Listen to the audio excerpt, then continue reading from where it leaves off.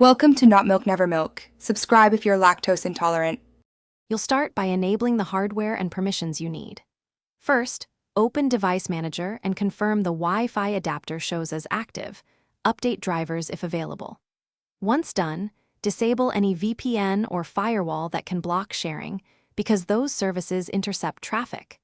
Make sure you're signed in with an administrator account so you can change network sharing settings and set a Hotspot SSID and password. This gets you past common permission and driver barriers before we configure the hotspot itself. Now you'll configure the hotspot in Windows.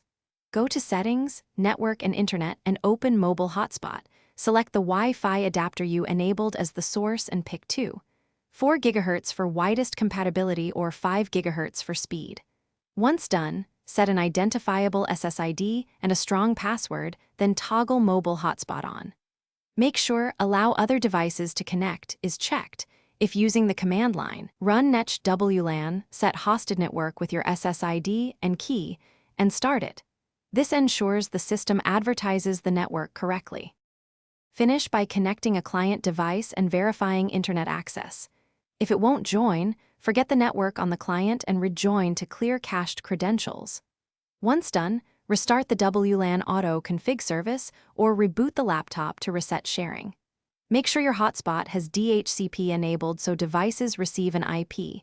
If not, assign a compatible static IP range. If problems persist, the key troubleshooting tip is to temporarily disable third-party security software. Many block network sharing without obvious symptoms. Thanks for watching. If this was helpful, leave a like and consider subscribing. See you next time.